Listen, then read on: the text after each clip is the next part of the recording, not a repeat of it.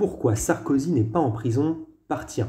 L'aménagement de peine ab initio, ou c'est quoi cette histoire de bracelet? C'était pas censé être du ferme? Je t'explique ça en moins de 3 minutes. En France, quand on est condamné à une peine de prison ferme, c'est-à-dire sans sursis, ça n'implique pas nécessairement qu'on ira en prison, puisqu'en réalité, les juges qui te condamnent sont obligés, dans certains cas, d'aménager la partie ferme de la peine. On dit que l'aménagement, il est ab initio, en gros, dès l'origine, quand la peine est aménagée directement par le tribunal qui te condamne et au moment même de ta condamnation. C'est donc différent d'un aménagement en cours de peine par le JAP, le juge d'application des peines.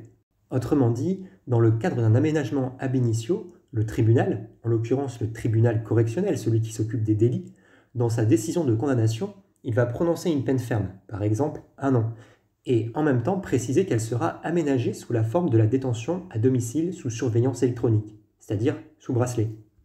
Notre droit y prévoit 3 modalités d'aménagement ab initio. Attention, j'ai bien dit ab initio, sinon il y en a d'autres. La semi-liberté, tu vas en prison mais tu peux sortir pour certaines activités, par exemple pour travailler la journée. Le placement à l'extérieur, cette fois-ci, tu n'es plus en prison mais hébergé dans une structure habilitée comme une asso pour faciliter ta réinsertion. Et enfin, la détention à domicile sous surveillance électronique, le fameux bracelet de Sarkozy. Pour savoir si une peine ferme est aménageable ab initio ou non, il y a 3 seuils à retenir.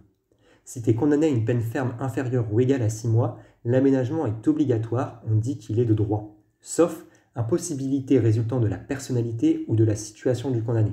Typiquement, si tu ne peux pas justifier un domicile, ce sera compliqué de te mettre sous bracelet. Si tu es condamné à une peine ferme supérieure à 6 mois mais inférieure ou égale à 1 an, l'aménagement ab initio est possible mais facultatif. Si tu es condamné à une peine ferme supérieure à 1 an, l'aménagement ab initio est impossible. Attention, ces seuils ne sont applicables que pour les faits commis à compter du 24 mars 2020. Avant, l'aménagement ab initio était possible si la partie ferme de la peine était inférieure ou égale à 2 ans, ou seulement 1 an en cas de récidive légale. C'est pourquoi Marine Le Pen a pu être condamnée en mars dernier à une peine de 2 ans de prison ferme, aménagée, ab initio donc, sous bracelet électronique. Si les faits qui lui sont reprochés avaient été commis après le 24 mars 2020, sa peine n'aurait pas pu être aménagée par le tribunal correctionnel. Alors, normalement, maintenant, tu peux comprendre pourquoi Sarkozy n'est pas derrière les barreaux, quand bien même il a été condamné à 3 ans de prison. La partie ferme de sa peine étant d'1 an, elle pouvait être aménagée. Et quand on est un ancien président de la République condamné à l'issue d'une longue procédure, on a toutes les chances de pouvoir présenter au juge des pièces permettant la mise en place d'un aménagement, comme par exemple un justificatif de domicile. Cela étant, tout ancien président que tu puisses être, si tu te fais condamner à 7 ans de prison ferme, peine qui a été requise contre Sarkozy dans une autre affaire, celle des financements libyens, t'éviteras difficilement la casse-prison. Quelle indignité!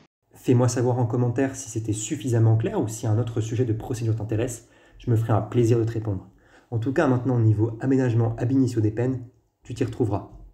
On se retrouve dimanche soir, 20h, pour une partie 2, où je t'expliquerai pourquoi Sarkozy a pu se débarrasser, hier, de son bracelet alors qu'il avait commencé à le porter que depuis début février.